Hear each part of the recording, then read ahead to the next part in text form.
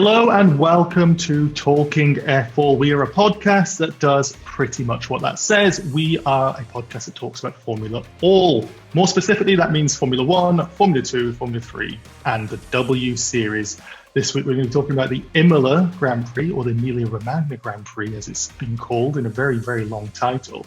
I'm your host, Jim Kimberley, and I am joined by my co-hosts Gareth Winslade and Thiemo Albers-Daly. How are you two? Yeah, not bad. Thanks. Yourself? Very well. Not bad either. Thanks. How are you? Yeah, great. And most importantly, you might not recognize this next voice, but we've got a Jacob Phillips who's joining us in the grandstand, or Talking F4 this time, should I say. Jacob, welcome. How are you doing? Well, thank you very much, Jim, for the introduction there. Yes, I'm very pleased to be my first episode of Talking F1, and what a race to join. Obviously, it's the second race of the season. I'm absolutely looking forward to getting delving in deep there and talking everything about Imola this weekend. What a fantastic weekend it was. It really, really was. You've joined at a great time. Now, anybody who's listening for the first time or wants to know a little bit about us, you can go to the first episode of Talking F1 and you'll hear a bit of a background from myself, a bit of background from Thiemo and Gareth. But Jacob, why don't you just give us a brief introduction to yourself, your interest in Formula 1 and the support series? Yep, so I've been interested in, many forms of motorsport, but mainly the Formula sort of motorsport. Formula 1 has always been a huge passion of mine. I've been following it ever since I used to watch my dad back in the days of Alonso versus Schumacher, those screaming V10 engines that, sadly will never ever get back. But following on from there, you have the sort of Hamilton era, 2008 last corner, is that Glock, fantastic moments. And from there on in, every Saturday, every Sunday, I'm always watching qualifying, the practice sessions, the pre-race build-up, the press conferences, and just following on from that, really, where do these stars come from? Of course, they come from Formula 3 and Formula 2, and what a fantastic feeder series they are. They produce some fantastic stars. Lewis Hamilton himself coming, of course, from Formula 2, and I think it's a great breeding ground for talent. We see fantastic races every week. If you've never watched it before, I urge you go back and watch the Bahrain weekend. 3 fantastic races there in the desert. So, there's always a good weekend of action. And to be honest, I was really sad that we only got F1 this weekend, because normally I'd always watch the other feeder series as well. Yeah, absolutely. You're completely right. There was Formula Regional there this weekend, not one that we cover. And it's quite difficult to actually get any coverage of that. But I really have to ask, Gareth, when you hear Jacob there talking about watching Formula 1 with his dad and the Alonso Schumacher battles, how old does that make you feel? Yeah, not too bad. I could deal with it. I put the bait out, but he doesn't bite. Anyway, let's talk about this weekend. I don't remember its full name, Emilia Romagna Made in Italy, Gran Premio Pirelli something or other. What a race. It's Verstappen versus Hamilton, Thiemo. The title fight is on. We're full blast into it. Verstappen taking the win, Hamilton taking pole. These two are going to be going at it all season. I really hope so. I mean, what a worthy sequel to Bahrain that was for me personally. I mean, the start from Max was just phenomenal. I mean, we know he's good, obviously, but still sticking it from third to first with 2 wheels on the grass isn't something you're going to necessarily expect from all the drivers, especially up against Hamilton. So from there, and then the curb jumping from Hamilton going to, turn 2? It was just great to watch. And I mean, if we're having 21 more rounds of that this year, then sign me up. Yeah, you're completely right. I loved it. I thought you'd see Verstappen not give any inch to Hamilton. I can't believe he got such a good start off the line. To be honest, he was down in third place. But yeah, it was ace. And Gareth, did you think when you saw Hamilton clattering over those curbs at turn 2 that we'd be seeing him struggle for the race and Verstappen scurry off into the distance to the extent that he did? Yeah, I thought Verstappen was going to just run and hide a bit and pull out a gap, but then to see Hamilton coming back, and we were denied what would have been a really close on track fight between the two of them. So that's actually a bit gutting, really, because you see the result and you think, oh yeah, 1 and 2, that just shows that they were fighting, but it could have been much closer, and it should have been, but for what happened with the red flag, etc. Yeah, you're completely right. That red flag completely changed the race. And we want to go into the race. We want to go through the entire weekend, actually. But Jacob, your quick thoughts on the epic battle that's going to continue on for the whole season, we think. It looks like Verstappen might have the edge in racecraft at the moment, with Hamilton making a mistake, or am I jumping the gun a little bit? Well, to be honest, going to the first point, I think, I was very surprised to see Hamilton, in the gravel. We never, ever see it. It was reminiscent of, 2007 when he went off at China, when he was fighting for his first world title back in those days. But yeah, it's going to continue over the next, as Thiemo said, 21 races. I can't wait for every single event. And it might become, track specific. We go to Portugal. Hamilton obviously won last year where he equaled Michael Schumacher's record. He beat Michael Schumacher's record, And then obviously we go to Spain, which the Mercedes is normally quite good at. But yeah, I think we're just going to see, it will come down to smaller margins. So that small mistake where before Hamilton might have had 5/10 over a qualifying lap in the bag. But now, if he makes a mistake, he's going to be, down in third place. So, I can't really call it at this point. It might come down to car development. But one thing I do think that may decide the title battle, barring mistakes, might be reliability. And we could see that Honda engine breaking down at some point, which I do think will happen, sadly. It's a very good point. It's a difficult year with the cost cap, and I don't know necessarily in engine terms, but it could be those penalties. I don't know necessarily about the Honda power breaking down. The cars or the engines look fairly bulletproof at this point, but I'm just concerned about upgrade tokens or losing flat track position or starting position as the races go on. I've seen Toto Wolff come out with some comments after the incident, which will be a big talking point, I'm sure, that they're going to struggle this year with having such a massive fix on Bottas's car because they have to spend money to fix a car, and they've only got so much money they can spend this year. So it puts a whole different dynamic, and it would be a travesty if the Verstappen-Hamilton battle is nullified because of that. But that's in the future, and we'll get there soon enough. Well, hopefully not too soon enough, because I'm really enjoying the season so far. But this weekend, Ace, I wasn't personally too excited about Imola. It's not really a track that I've ever been excited to watch. And last year, I think it was Kvyat who made it a little bit interesting with some of his wild overtakes. But it was rain, all spiced things up. That weather forecast truly helped, and didn't happen on Saturday. Had a dry qualifying, but really encouraging, I thought. Thiemo, I think it was a top 8 covered by about 0.6 of a second or something. This championship or this year's grid really, really close together. Oh, yeah, it was fantastic to see. I mean, as devastating as it was to see Lando's lap taken away from him at the end there, the fact that it probably still could have been up there if he hadn't made the mistake in maybe third or fourth, but it's still ridiculously good and awesome for us all to watch. And then Ferrari are just kind of, maybe we'll talk about it a bit later from the race perspective, but they're just kind of quietly going about their business and doing really well, which after last year, I'm quite glad to see, because it's, you never like to see a team like that down. And as much fun as it is to make fun of them for it, it's great to see them back up again. So you want as many cars in that top 5 as you can get, and the midfield battle, we thought it was spicy last year. It looks like it's going to be even better this year if we can keep doing that. You're completely right. And Gareth, I know you're a Yuki maniac, Yuki Tsunoda. AlphaTauri looking very strong, but Yuki not so much on Saturday, crashing out, starting from last. A little bit disappointed? Yeah, just it's weird because he kind of, he has the pace. We know that, and the crash on Saturday was unfortunate. But then he was fighting his way back through the field. But then to get the warning for track limits and then to keep doing it and get a penalty, it's just clumsy, really. And that's we expect more from him in a way, just because he is such a bright young talent coming up. So, but perhaps that's unfair on us, to expect him just to be the finished article straight away. So he's certainly got a few raw edges to buff out yet. But it was disappointing from him, but he's going to bounce back. And I still think Gasly's going to have a tough time keeping him behind all season.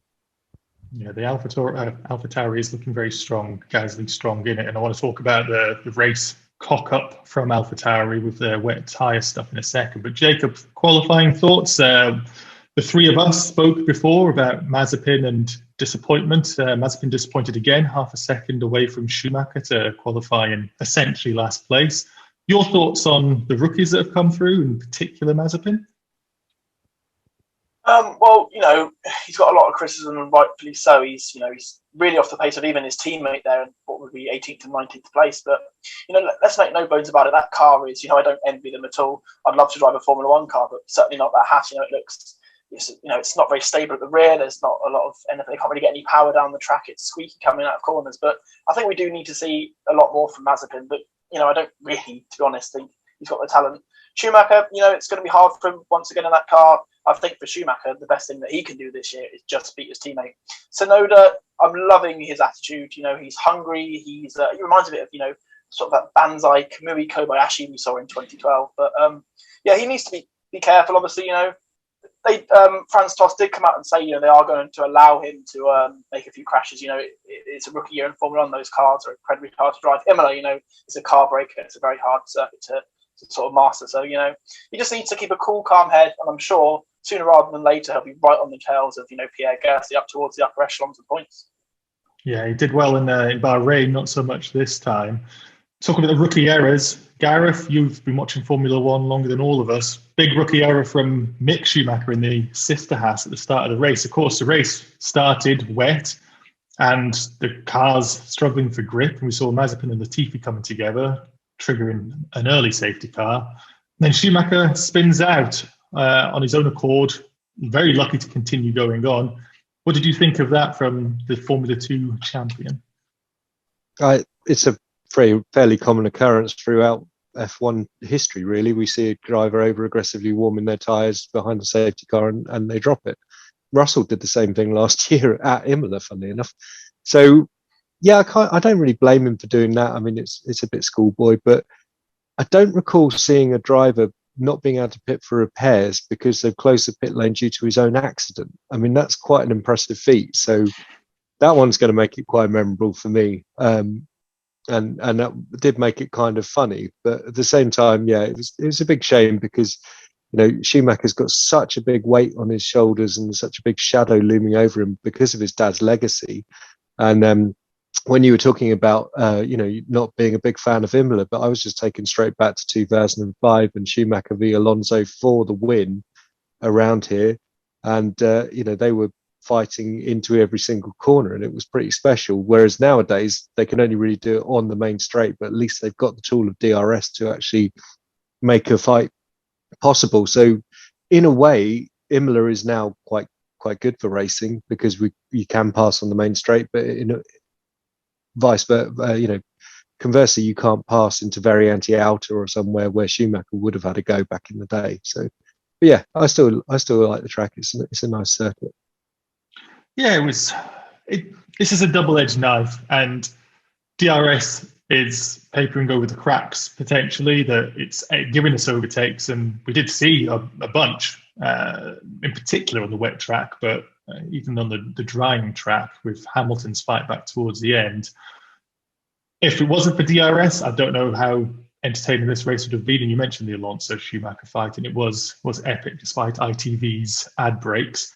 The issue I have with Imola is I love watching a defensive drive and seeing Norris defending against Hamilton in those closing laps. Very entertaining. But it's still, I love to see that fight past. I love to see the drivers, going side by side. And we did see a bit of that with Schumacher and Alonso. We're going way, way back for that. But yeah, it's difficult. There are a lot of tracks I'm not happy seeing on the calendar. If Imola was to replace some of them in Abu Dhabi, for example, I'll be much happier. So maybe I'm being a bit too unfair. But Braden always... Go on, Gareth, sorry. I was going to say, it's because of technology, though. I mean, you can't... The aerodynamic cat is out of the bag and we can't really put it back in without like a seriously large brick. So unfortunately, this is where we're at. They're going to develop the cars to make them go as fast as possible around the track. And yeah, that's not conducive to racing. Now, whether they can, with the new regs, when the aero goes under the floor, if that brings it back to less aero wash, then yeah, it's going to be all good. But it's just where we're at, really. And carbon brakes versus steel brakes, so the braking distances are so short. Otherwise, a lot of those chicanes would have had a decent, you could have had a slingshot into Tosa or into Villeneuve, but you can't now because the cars are braking in 100 meters or less. So just where we're at. It's crazy times. But going away from the Ferrari of 2005 fighting, Thiemo, you mentioned the Ferraris, and nice to see them doing well. Weren't doing so well at the start of the race, so of course all slipping off the track, but Sainz and Leclerc quietly going about their business and gaining a whole bunch of points, eh? So they did fairly well overall, I thought. I mean, they made a few mistakes, but I mean, find someone on the grid yesterday who didn't have a slight cock up here or there because of the wet track. But at the same time, I feel like Sainz, you give him a little bit more leeway because he's getting to grips with the car still. Leclerc, I feel like he did a good job, but I think the one thing that annoyed me most was at the race restart because he was just napping completely with Max, and I feel like he could have, even if he didn't keep the position, if he'd managed to overtake him, he could have at least made things a bit more interesting there, whereas he just kind of was asleep and then Norris just passed him like that, and I just felt like it was a bit of a wasted opportunity, unfortunately, but they still got away with a very decent result, and I mean, if you're watching it this time last year with how Ferrari were doing and you see them doing this, well, you take it, you're just not going to complain about it. So it's good to see they're doing better, and hopefully I've not cursed them now. So hopefully not. One driver from the Ferrari ranks, Sebastian Vettel, didn't do so well this weekend. Jacob, talk us through what you thought about Sebastian Vettel's further weekend of disappointment. I really thought coming into, when I saw the pre-season testing, I was really hoping, because back in the Red Bull days, I wasn't the biggest fan of Vettel, actually, but once he went to a Ferrari and sort of started sticking it to the Mercedes a bit, I really like him. I like him off track as well. I think he's a really nice guy and he's got a lot of positive things to say, but I don't know. I spoke to Gareth, actually, in the pre-season about this, and I think, I don't know if it's going to work out for him. I think the rules obviously haven't helped the Aston Martin, but yeah, he was just nowhere in the race. He just didn't seem to really have any pace really all weekend. I think Lance Stroll, got the better of him up there in the points. But yeah, just really disappointing. Obviously, I had the problem with the brakes. Aston Martin, they just never looked comfortable all weekend. But I wouldn't actually be surprised following on from this if we see Vettel call it at the end of the day at this calling time on his F1 career at the end of the season. Yeah, the term the race engineer used as Vettel was being called in to retire was the gearbox is loose. Now, the gearbox is a stressed member that the rear suspension and the wheels hang off of. So to hear it being described as loose is actually quite scary, really. I mean, did he just mean that the gear changes were loose, or is the actual physical member loose? So that was a bit of a concern. So, yeah, Vettel's race weekend was a bit nowhere, really, and just nothing seemed to go right for him. And what I'm interested in, though, is the 10-second stop-go penalty for the not having the wheels on 5 minutes before the race start. That's the most severe penalty they can hand out short of disqualification. And yet overtaking under the safety car, only a 10-second penalty. So that seemed quite overkill for what it was, for something that ultimately wasn't really Vettel's fault. It's not his job to put on the tyres in time, so I felt like maybe find the team or something for that. I mean, but it was maybe again at most a 5-second thing if you're going to go about that way of doing it. But I thought 30 seconds was just a bit harsh, really. Yeah. Would I be finding any opponents here to think that the fact that Vettel had to start from the pit lane is a penalty of itself? He's going to be at the back and struggling because of that. So yeah, I agree. I think with his fall from grace from when he was being a championship winner to now, I don't think it makes an awful lot of difference considering how he's driving, to be honest. But it doesn't help for sure. But I don't think it ultimately made too much difference. I am crestfallen, probably not as much as Seb, to see that he is the person that we've got going out as a guinea pig now. That's how far he's fallen. That of all the drivers on the track, this drying track that we had, Vettel was the one that everyone looked to. That's usually a back mark or a rookie or something the teams look to see. The fact that, in all fairness, Aston Martin might have been trying something different, but the fact he's so far at the back, especially after his last season, yeah, heartbreaking. Four-time world champion, still also with experience under his belt, should really be doing better regardless of the car. I mean, if you look at Alonso in McLaren a few years ago, wasn't the best car in the world. Don't think anyone's going to disagree there. But he still did a pretty all right job with the tools he was given, considering. Whereas you'd kind of hope for the same from Vettel, especially when you could argue that he's a better driver than Alonso in his prime, but he just doesn't seem to have any of what he used to have, unfortunately. And it's annoying to see because, again, like Jacob was saying, he's a great guy off track and he's lots of fun, but in the car at the moment, he's just nowhere. Speaking of going nowhere, AlphaTauri, Gareth, I know you've got some strong thoughts about this. The waiting for the rain that never came. how much of a cock-up was that? Gasly was he got good results nonetheless, but he should have been fighting up with the Ferraris, maybe even Norris, if they hadn't screwed that up so much, right? Yeah, he still came home P7, but, for me, the example is always Malaysia 2009, where the drivers made multiple pit stops, even in a half-distance red flag race. The key is to always be on the right tyres at the right time. And if that means you come in and change your tyres, you do it, because you're still going to gain that much more time back out when you come back out on track. He was over 8 seconds a lap slower at one point, they were saying. And he was, that's just really, really poor, because they kept him out there. I mean, once you see it for 2 laps, you think, well, that's 16 seconds you've lost. Come in pit, how much time are you going to lose? 30 seconds or less. And you'll soon recoup that on fresh, nice, warm, intermediate tyres. So, yeah, an absolute howler by AlphaTauri, really. Just it didn't make sense. Wasn't their best weekend. Wasn't their best weekend at all.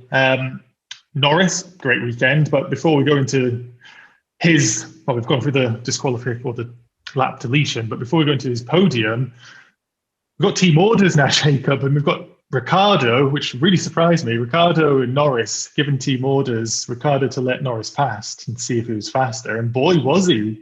Pulled out a gap of 3 or 4 seconds by 2 laps in front. It was insane. Is this worrying for Ricciardo, or is he just betting in period, or is Norris actually the better driver?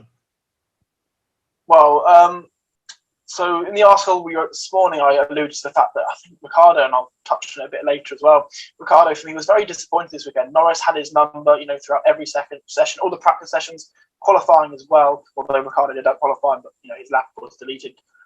You never like to see team orders. We think back to, 2010, Fernando is faster than you. I never like to see it. I'm a big Ricciardo fan, so I was devastated to see it. But unfortunately, it was a brutal call, but, you've got to think all weekend, McLaren made the right call there, and yeah, Norris ended up on the podium. Do I think Norris is a better driver?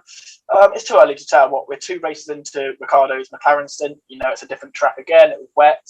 We'll give it 10 races time and we'll have that answer. But, it's certainly not a good weekend, I'd say, for Ricciardo anyhow. Yeah, you're very good at avoiding the tabloid. So well done, Jacob. Gareth, I think you were going to say something there about the McLaren team orders? Yeah, I've got no problem with team orders personally. I just think they're it's part and parcel of the sport, and when they banned them, it was a dumb thing to do. I mean, going back to, you referenced Fernando's faster than you from Hockenheim, wasn't it, or back in Germany? Yeah, and it was it was perhaps a bit too early and unnecessary there, but in other times, it just totally makes sense. And in this instance, Norris was clearly going way faster than Ricciardo. So don't hold up a car, let him go, see what you can do. And if it doesn't work out, you swap the cars back. We've seen that happen quite a few times. And I just think it's the way to do it. And it's the best way to maximise the team result. I like the fact that Ricciardo just let him through, no hassle as well, because again, you give team orders, there's never a guarantee the driver is actually going to listen to you and then do it. But Ricciardo is experienced enough and knows that he's not up to standard with the car yet. And he's just like, you know what, fair enough. He's playing by the team rules, and good for him for doing that, because that's going to help him in the future, I think. Yeah, it's laying under precedent, isn't it, that if Norris is in a similar position in 10 races time, like you mentioned, Jacob, then maybe that's a point where Norris won't hesitate, knowing that they've got that sort of respect. I don't know, team orders, it's a team sport, so I agree with Gareth on that element, but seeing Ricciardo try to overtake Norris would be ace, on track. And it reminds me, actually, don't think about it, the team orders. Was it the early races back with Ricciardo first joining Red Bull, and Vettel was given a team order, I think at Malaysia or China, and there was a tough luck. I can't remember if it was that one with Webber. Vettel had so many team order incidents, but Ricciardo took him on by himself and got past. It was ace. So that was a different thing. I think they're going for podiums and wins at that point with Red Bull. But yeah, I don't know where I sit on it, to be honest. It's nice that McLaren have this problem. Yeah, think back to Mercedes. That was at Hungary, where they let Hamilton overtake to try and have a crack for the win and the podium, and he didn't make it. And on the last lap, he backed right off and let his teammate back through again. And that is the classic way of doing it. And I think that's all right and proper, because you're trying, as I say, you're trying to maximise the result for the team, and that's what it's all about. Well, it's the thing with team orders. Everyone loves them when they work, and everyone hates them when they don't work. So. Yeah, quite right. I gained a lot of respect for Hamilton in that race. Actually, he's respect him as a driver, but for his honesty there and integrity for letting it's about 25-second gap. The amount he had to slow down to let Bottas pass. It was quite something. Now, big talking point for the weekend, of course, was the part of it which changed the entire race. George Russell was not at fault. Hamilton was completely at fault. Hamilton ended up going into the barriers, and in the only luck that Lewis Hamilton, or the only kind of luck that Lewis Hamilton has, he still somehow gets second place after spending about a minute in the gravel trap and reversing onto track. Unbelievable. But I really want to go into the Russell and Bottas move. Now, I know Gareth and I have had a couple of words on it this morning, messaging each other, but Jacob, where do you sit on the Gareth versus Jim will come in a sec. I wasn't in it. The Bottas versus Russell incident. How did you see that shake out, Jacob? Well, all over Twitter, we've seen many people backing up Russell and a few people backing up Bottas. But I think the stewards came to the conclusion that it was a racing incident. I tend to agree with them. I mean, it's hard to say. I think we do need to see a few more camera angles of it. I haven't really seen conclusive footage from on board Bottas, but he does come around that kink at turn one. Then you've got to think that he does go further to the right than the other drivers. We obviously saw, Norris and Hamilton go through there, fine. There was no problems at all. Obviously Hamilton on Leclerc and Hamilton on Sainz as well. There was a few overtakes out with no real problems. I think, in that instance, I don't think Bottas is a malicious driver at all. I think sometimes he can be a bit more aggressive on track, but I certainly wouldn't think he'd be the kind of driver to push Russell towards the wall. But in that scenario, obviously, he's got the most to lose. He's got, someone who's coming up to replace him potentially in a much slower car. That's certainly not going to look good on his, on his copybook. And Williams overtaking Mercedes. It was mad to even see, Russell on the back of Mercedes. No one really talked about that. But if I had to lay the blame, I think 50-50, 60-40, really either way. I'm not too sure, but I don't think I can put the blame solely in either of the drivers' court. How about you? Sorry. Go on, Thiemo, please. How about you? Jacob saying there, it was just mind-numbingly funny to see the Williams going for an overtake on a Mercedes. I don't care how cold the tyres were on Bottas. Bottas shouldn't have been there in the first place, really. He was having a torrid weekend up to then. And I think, I don't think any malicious intent necessarily, because there's a lot going through your mind when you're driving at such high speed, especially down the front straight there. But you've got to think, if you're Bottas, the last time you were going up against Russell, of all people, was in the same machinery, and he pretty much whooped his ass, let's face it, and did that brilliant overtake into Sakir. And just thinks that split-second decision, maybe he moved over slightly more than he would have and decided to be slightly more aggressive, not necessarily wanting anything to happen, of course, but just to try and put Russell back in his place as such. But he shouldn't have even been in that place in the first place, because, I mean, when you look at Hamilton, he had no trouble overtaking all those cars after his little incident, and Bottas in the exact same machinery, struggling all race up to that point and just pretty much got nowhere. So I think there's a lot more to look at it aside from just the crash. It's the fact that the Williams, if there hadn't been contact, would have probably overtaken him, and it would have probably taken Bottas at least a few laps to get past him again, which is just, you wouldn't have thought we'd be saying that this time last year either.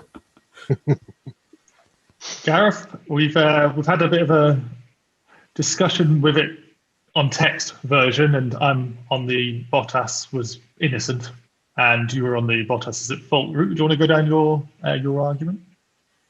Yeah, for me, it's the fact, as Thiemo says, he doesn't follow the kink of turn one, and you see him crossing over the pit lane exit line, and that's fine. It's just a part of the track at that point, because both cars are on the racetrack and not rejoining. But you see him cross that line, and no one else did that when they were defending from a potential overtake. Bottas is also on cold tyres because he just pitted, and Russell's tyres were up to temperature.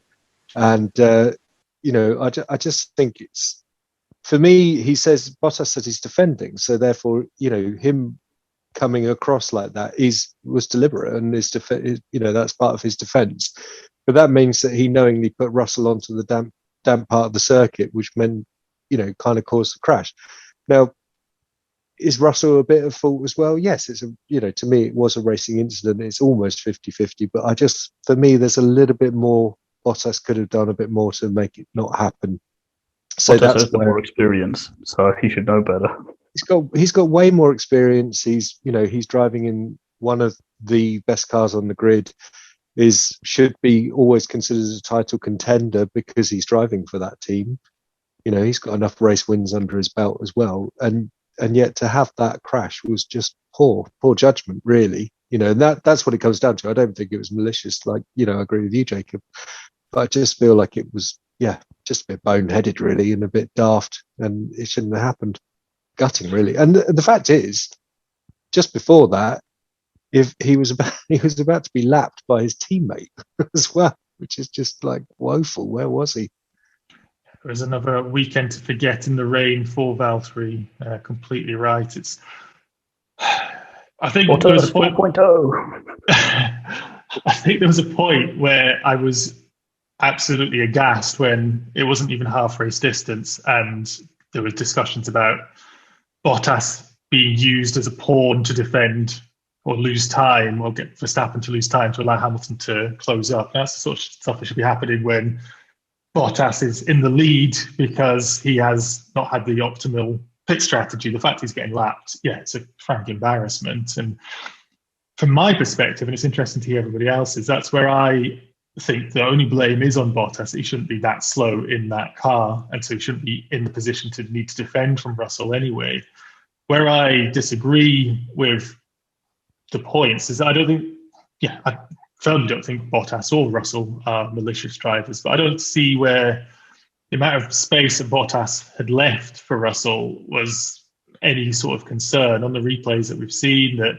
And with multiple angles, I think you said, Jacob, is the key thing here. I haven't seen the T-cam from Bottas, but I've heard quite a lot of allusions to him jinking right, whereas where I see he continue going straight on what is the optimal dry and racing line on that kink at Imola and that left-hander, that if you're going to try and line yourself up for the next chicane, you go to the right-hand side of the track. Naturally, there was wet elements, and when I looked at the slow motion from Russell, I'm not even sure if he went on the grass before he span. It might have just hit a wet patch of the track, but there's certainly no element of Bottas pushing Russell into a position where he had to go on the grass. From what I could see, that looked like Bottas had given him at least a car, if not a car and a half's amount of space to fight in it. And I thought it was more disappointing from Russell on two accounts.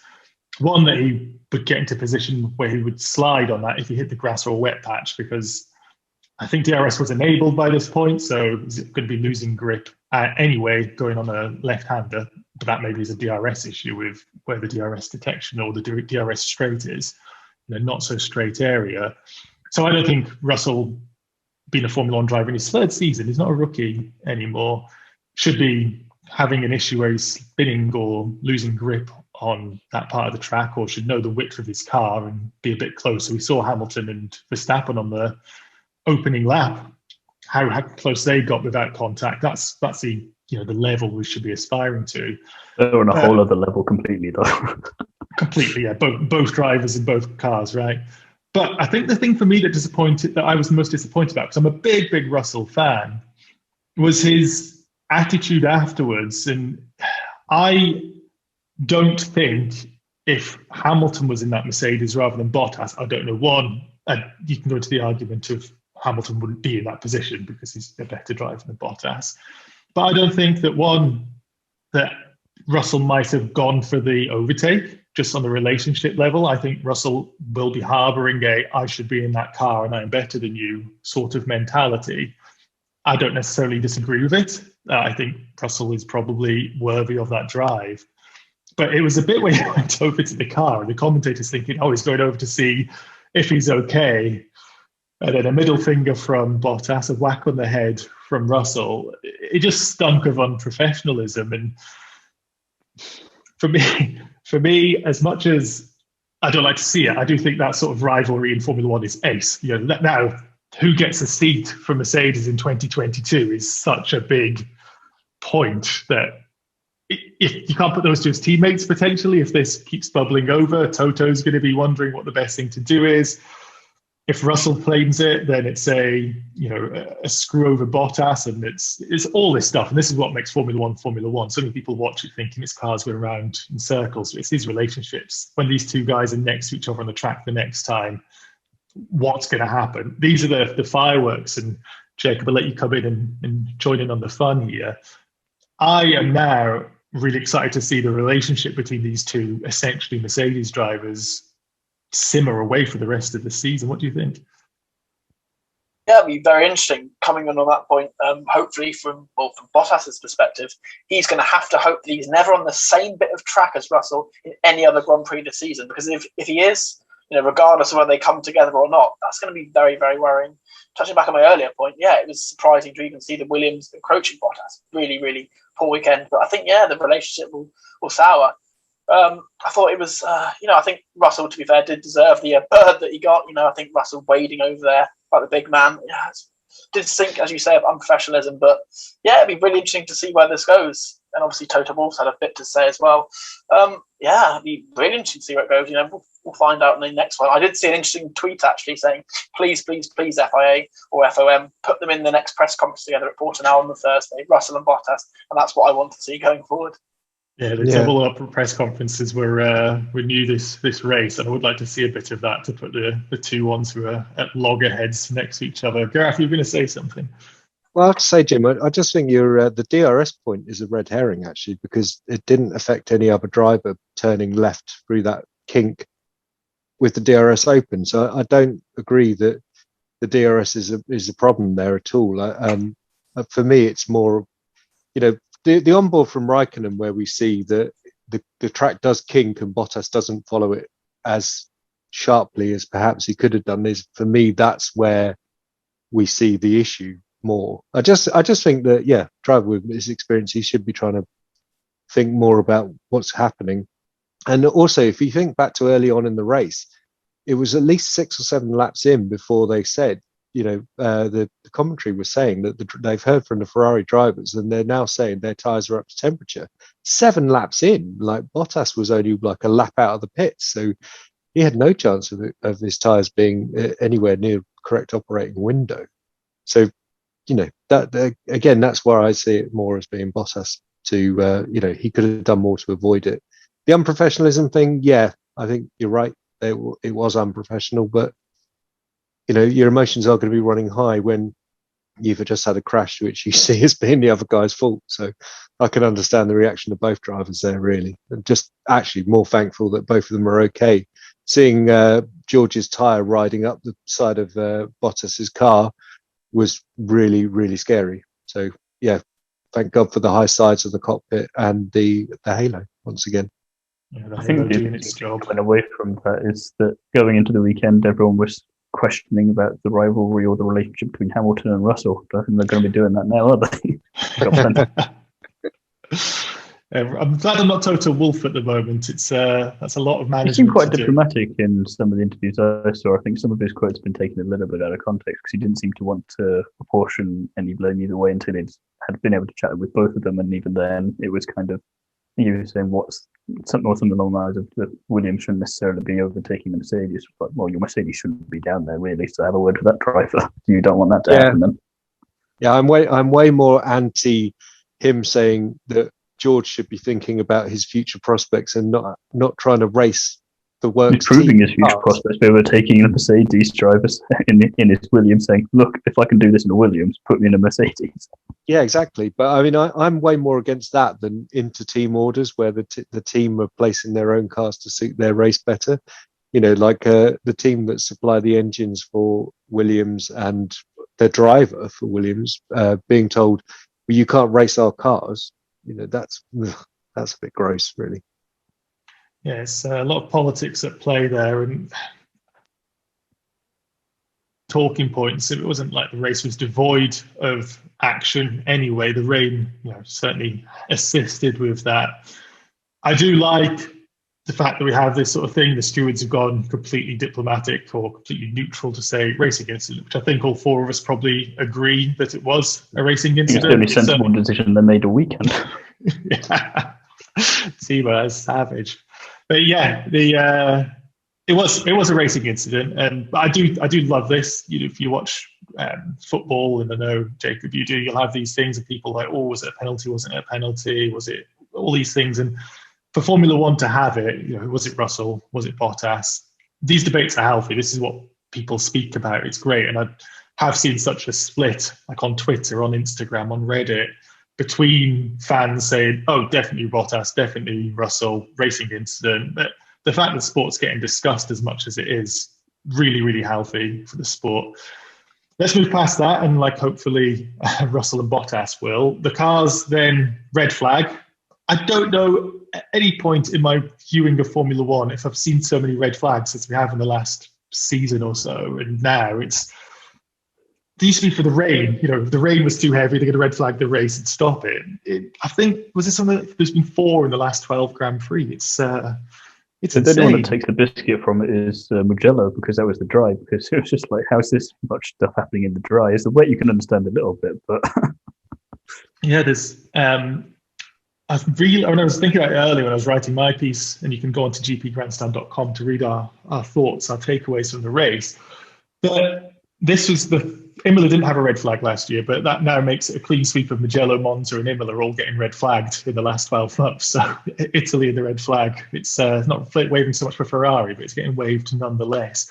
But I don't know what you guys are watching, Sky Sports, I guess, but I was watching on the Pit Lane channel on F1 TV, and they made a bit of a discussion point about the cars being able to unlap themselves after the red flag. Now, they seem to suggest that this was a problem, but if the cars are lapped, I'm thinking if the race winner then wins a race with having a lap less, or this car running a lap less than the rest of them, I just thought that was logical. Was that something that was mentioned in the commentary on your guys? Gareth, are you watching on Sky? Yeah, I was watching on Sky.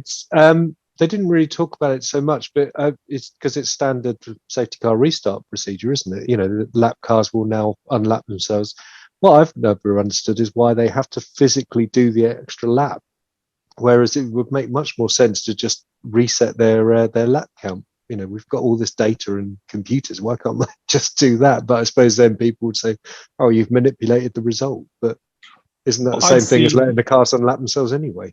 What I'd seen with Sam Collins, who is the tech analysis guy that Formula One currently has, that he said it's actually to do, and if this is right, I find it hilarious, this is actually to do with the timings, can't deal with the cars being on separate laps and then just saying, okay, -1 lap for this car. So if that's true, ridiculous. But I disagree, Gareth, because I would say if Max Verstappen and Lewis Hamilton fighting one another, and the lifespan or take Vettel and Stroll with their gearbox issue, if the lifespan of that gearbox happened to be 298 kilometers versus 302 kilometers, then I would say that doing one lap less, easy for me to say, one lap less is a benefit then, because your car is in theory younger than those around you. But maybe it was mentioned on the Pit Lane channel, not so much in normal commentary, but Hamilton, regardless, unlapped himself, and that allowed him, Jacob, to have a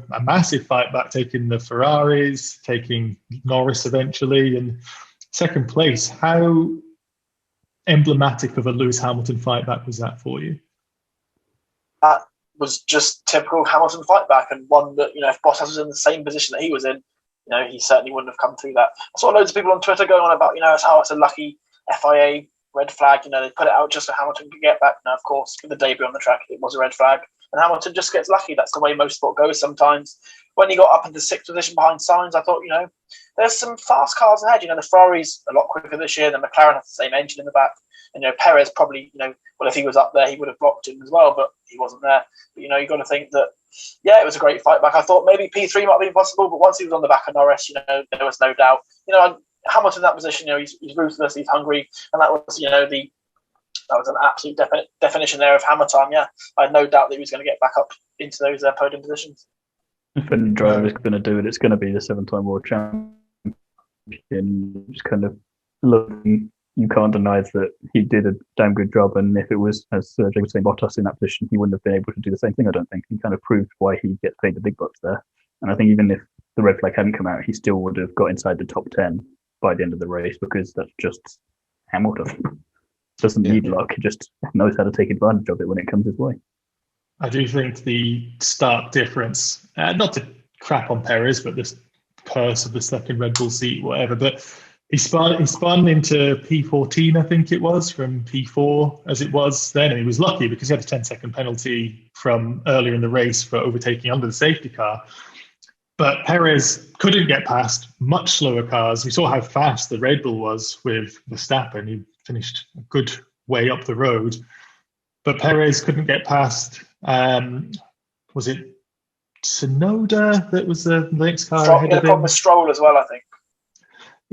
And meanwhile, you're seeing Hamilton in a car, which I'm going to say is about equal to the Red Bull, going past much faster cars than Perez was battling. So yeah, Thiemo, I think you mentioned it as well in your article, that it was the classic Hamilton fight back, and something that once you see Hamilton in a position that isn't top three, you start expecting he's going to make it to the top three. I think if anyone's going to do it, it's going to be him, and it's easy to criticise in some ways because you're so used to seeing him up the top, so that when he's down there and then he makes his way up the top again, you kind of don't want it to happen. You kind of criticise and you say it's luck or whatever, but it's like, oh no, I mean, even like he's had some years like where he's not necessarily had the best car or not been the better driver on the grid, but he still managed to pull out these excellent performances. So I think you shouldn't be too surprised that you should just be impressed because not every driver can do that, and his teammates proof of that. Perez, I think we were saying a bit earlier, I think he's just trying a bit too hard at the moment because he's obviously trying to get to grips with the car. He's going to make some mistakes, and he did. But I think it's just the learning curve that he's on at the moment. I don't think from how other drivers in his position over the last few years have done in the first few races, I think he's maybe doing slightly better because I think he's got the speed. It's just the control of it. It's kind of the reverse of what all of the other of Max's teammates have had problem-wise. So I think give it another couple of races rather, and hopefully he should be up there because coming into Sunday's race with the two Red Bulls there, you did kind of want to see them in the role reversal there because it's normally two Mercedes against Max. So you want to see the other way around to see what would happen there. And I think Perez, once he's up to speed, can be a good force to be reckoned with there and be exactly what Red Bull wanted. Yeah, good old dry race. As much as I don't want to see a dry race, I love a wet race, but it did add a bit too much unpredictability this time. And these drivers getting used to their new cars. Perez getting second place on and beating Max crucially on Saturday we're not used to seeing it. We mentioned it earlier, and Gareth, please take us away with the flag waving here of the Union flag with Norris beating his teammate Daniel Ricciardo. Second place, was it on the cards? Hamilton was fighting him, and Norris, compared to the Ferraris, did put a good old fight and looked to be keeping him behind. But those soft tyres just weren't going to last, were they? But third place, great result for Lando. No, it was a great result from him, but I don't think he was ever going to keep Lewis behind because you look at the gap that Verstappen pulled. I mean, at one point, Norris suddenly pinged up to like close within half a second of Verstappen, and I had a little chink of, oh my gosh, this is on, And at the end of the next lap, he was 1.5 seconds behind, and at the end of the next lap, the gap just grew and grew and grew, and it was, well over 20 seconds by the time Lewis got past Norris, and for me, that was what it was going to be like. I don't think Norris and the McLaren are in that bracket where the Red Bull and the Mercedes are. So yeah, I think he did a great job to come P3, but that's about the max he could have expected. I think McLaren have definitely made the step up to capitalise on when Red Bull and Mercedes are going to make the mistakes. There's always that one team of the last few years who's been able to kind of get in there, whether it's Ferrari or last year Alpine occasionally, which, well, Renault as they were known then, but obviously they've kind of gone backwards a bit. So I think even if Ricciardo didn't get the best result he was hoping for this weekend, he's going to be bloody happy he went to McLaren, because if you look where Alpine were... Yeah. Well, pretty far down to find Alpine this time, didn't you? Yeah, it's the old classic. Anytime you see a car with a slight deviation from the norm, I mean, the Alpine looks ugly with the bulbous airbox, the sort of almost 70s Ligier style airbox. And for me, when the cars look ugly, they tend to be an ugly performing car. And the Alpine just doesn't seem to have it this year for whatever reason. Yeah, it's still better than the Haas. So it's the old Unigate milk float. Well, certainly not as ugly as the 2014 cars. I remember those noses. Yeah. But then look at the Lotus back then with the asymmetrical tusks, and that was a terrible performing car as well. And that's great though. No. The Walrus Nose Williams was the last good alternative design. I thought that actually looked quite good, and it turned out it could have actually been quite promising if they kept developing it. But yeah, they went back to a traditional design anyway. Anyway, we're way off the Emilia Romagna talking about those. So yeah, well, just to make people aware, at some point this year, the three other gentlemen on this podcast are going to look into the weird and wonderful from the Formula 2 era, or GP2, as I would actually say, the feeder series stuff. So maybe some talks about the cars that those guys drove and which ones are the ugliest can be found on that podcast, that to be decided titled podcast. Anyway, Jacob, I was going to point things on you and put you right on the spotlight here. McLaren taking the podium there ahead of the Ferraris. Who are the third best team currently in Formula One? Is it McLaren? Yes, I think so, but it could be interchangeable when weather comes into play, like we saw today, or yesterday, or when we go to different tracks. I think on pure performance, I think McLaren is slightly ahead of the Ferraris, but I don't think we really have a definitive answer for this, because AlphaTauri, who I'm very sure are up there, but they've had two really, really rough weekends where McLaren and Ferrari to some extent have maximised performance from the opening two rounds. So I think we need to wait and see when, Tsunoda and Gasly, they're on the right strategy. They don't make sure they don't stick wet tyres or whatever, and Tsunoda doesn't, bin it in the wall. So once we get a definitive answer from AlphaTauri, we'll have a definitive answer. But it's certainly obviously Red Bull, Mercedes at the top, and then them three, and then Alpine and Aston Martin away behind that. But I think if I had to, get off the fence, I'd say McLaren are just slightly ahead, and we saw that with, Lando's qualifying performance as well before the lap time got deleted. I have to agree there, because McLaren, they're on their upward trajectory, whereas Ferrari seem to be in their kind of rebuilding phase. They're doing well, but they're not. I wouldn't say they're quite back up to speed yet. So if you had to choose between the two of them, just take the money on the orange cars. Yeah, I think you're both right, Jacob. There with the exclusive insight that the cars need to stay out of the barriers to go fast. So thanks for that lovely bit of knowledge, Jacob. I just wanted to briefly touch before we go into the worst of the best drivers from this race. Miami has been announced as a Grand Prix, and it's a car park. And why does Formula One go to Miami with South Beach and we race as money. We do race as money indeed. I've seen the two tracks, and it's a proposed track, I think, at the moment, rather than confirmed. But Formula One is doing too many street circuits now already, right? That's without question, I think. And this Saudi track looks god awful, in my humble opinion. Wait to see until it races. Gareth, you've seen Formula One race street circuits for years and years now. This Miami track, why? Just, like Thiemo says, down to money, isn't it? And it's not the first car park they've raced at. 1983 was it when they did the Las Vegas Grand Prix, and that was in the Caesars Palace car park, and it literally was in a car park, and they marked it out with crash barriers like a kart track or something. So it's been done. I'm disappointed they're doing it again. There are so many great racetracks in the world, and they could build great racetracks again. We don't need to be doing this. I agree with you. Saudi looks totally crap.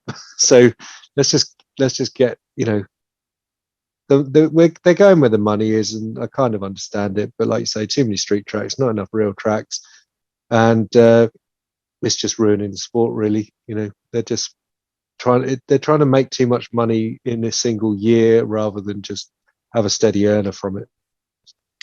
If they can build the track wide enough and a bit more towards Baku than other street circuits, then there might be some hope for it, but it's still a bit at the moment. It's too early to tell, but I think it's money.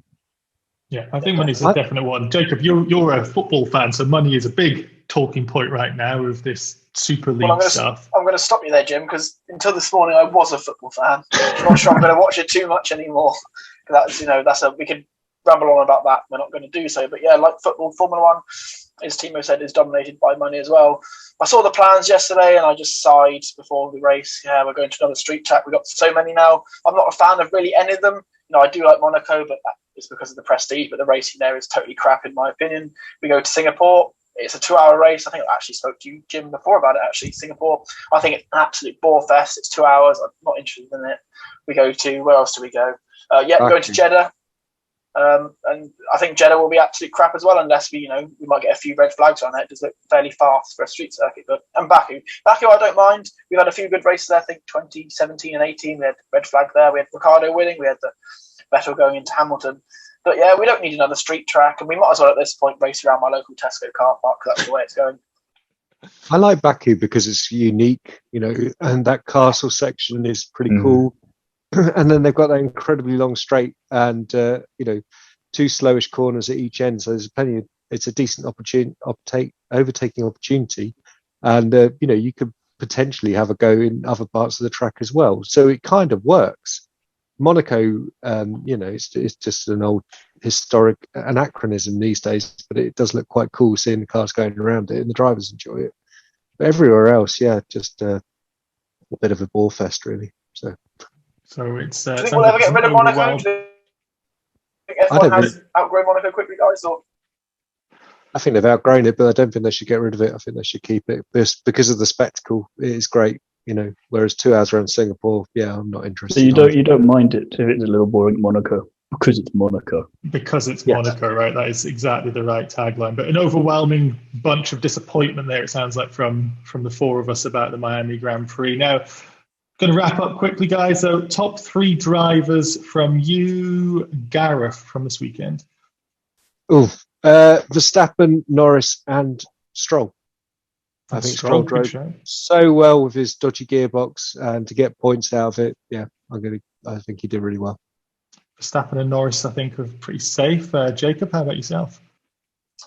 I totally agree with the Driver of the Day award for Norris. He showed excellent racecraft, excellent qualifying speed. He absolutely lambasted his teammate. He was right up there. Podium finish for him. So he's my top driver. I think Gareth, I'm gonna, don't want to go down the realms of copying. Aston Martin love to copy, don't they? But yes, Stroll, I think is up there. Stroll with the gearbox problems. It's not the greatest car to drive. We saw how even Vettel, 4-time world champion, struggling with it. And third, I'm gonna say, maybe one of the Ferraris. I think Leclerc just, qualifying in P4 again, up there in the race. Yes, Leclerc for me, didn't really make a mistake at all, apart from spinning on the formation. That was it. So I think, solid weekend for Leclerc. Yeah, who didn't spin this weekend, right? That's a big thing. Thiemo, top 3? In the podium, 3 to Max, he did a great job and did exactly what you'd kind of hope from him. Hamilton, we all expected him to drive well even after he spun, but at the same time, never a guarantee, so it's impressive nonetheless if he gets that. And then Norris, he's just speed this weekend. He's just immense. So well-deserved driver of the day, and let's hope it's not a one-hit wonder for him. Keep it up.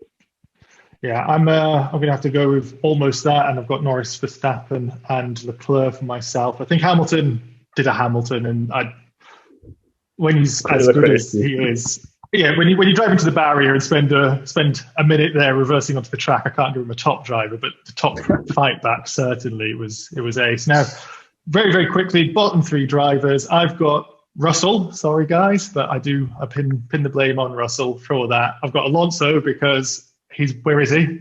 Did anybody see Alonso? Was he worth higher than Vettel? And I've got Ricciardo as well, not because he had a bad weekend and it's very easy to go down maybe a Haas or something, but Ricciardo was completely outshone by Norris, and that's the reason why I'm putting there. Maybe he's going to do better, and I hope he does because I love Ricciardo. But yeah, Russell, Alonso, and Ricciardo. How about you, Jacob? I'm going to say, I'm going to be with Ricciardo. I'm a big Ricciardo fan, but he just didn't show enough for me this weekend yet. He's getting used to the car, but I think, Norris really outshone him this weekend. I don't want to keep mentioning Mazepin, but Mazepin, he was better in the race, and it wasn't his fault for the Latifi crash, I think. But, in qualifying, and it's a hard car to drive, but he's really off the pace, and he just shouldn't really be in that car. And I'm going to say, Alonso, we didn't, honestly, I actually forgot Alonso was in the race. We never saw him, on board. We never saw him on the track, and we never even heard his team radio. A shocking race there. He got points. We forget that, but still, just really nothing from Alonso this weekend. And I thought he might have done a bit better in those wet conditions. Yeah, How about yourself, Gareth? Hard to look past Schumacher blotting his copybook, really. And I know he's driving a dog, but it was a rubbish crash. Mazepin, because he was spun and because he was nowhere compared to Schumacher as well. And I'm actually going to say Bottas because trolling around in P10 where your teammate's battling for the win and nearly getting lapped before that spin was just shocking. Yeah, compelling argument, I'd say. Russell Bottas, fight whatever, but yeah, Bottas should not have been in that position. That's my big. I'm sure we could have named about 5 each. To be honest, there were so many drivers who have a bad weekend, so we're restricted to the race, Jim. How dare you? I could have kept going and going, actually, but yeah. Right, going to run out of time here. So, Thiemo, bottom 3 from this weekend. Mazepin because he was 40 seconds behind Mick, and that's just awful. Vettel because go home already. You're tired. It shows. And then Bottas, because bloody hell. Well, there's no fence where you're sitting, is the team? That's a stake in the ground. They're uncomfortable. Right, thank you, everybody. If everyone wants to get your thoughts on motorsport this week, Thiemo, where can they find you? They can find me at GP Grandstand for certain bits. They can find me over on Drive Tribe, and you can follow me on Instagram at t.albers-daly.drivetribe. Gareth? You can find me on gpgrandstand.com or come and find me on Facebook. I'm the only Gareth Winslade on there. The one and only. And Jacob, you are new this week, but where can people find your motorsport thoughts? Yeah, like the other guys have said, find all my thoughts and opinions on everything F1, F2 and F3 on gpgrandstand.com. There's going to be a whole raft of content coming from me hopefully in the next few weeks. And also you can find me on Twitter, guys, at JacobPhil18. I always share views on everything F1, F2, and Formula Money. I get really angry on there, and obviously I'm ranting about the football if anyone wants to come over and have a rant about the football as well. And for me, you can find my writing on gpgrandstand.com, fortloc.com, and for my F1 Sapphire news show, search the F1 Week that was on YouTube. Thank you, everybody, for listening to us talk F all. Keep your ears peeled for the next episode where you can hear us talking F all once again.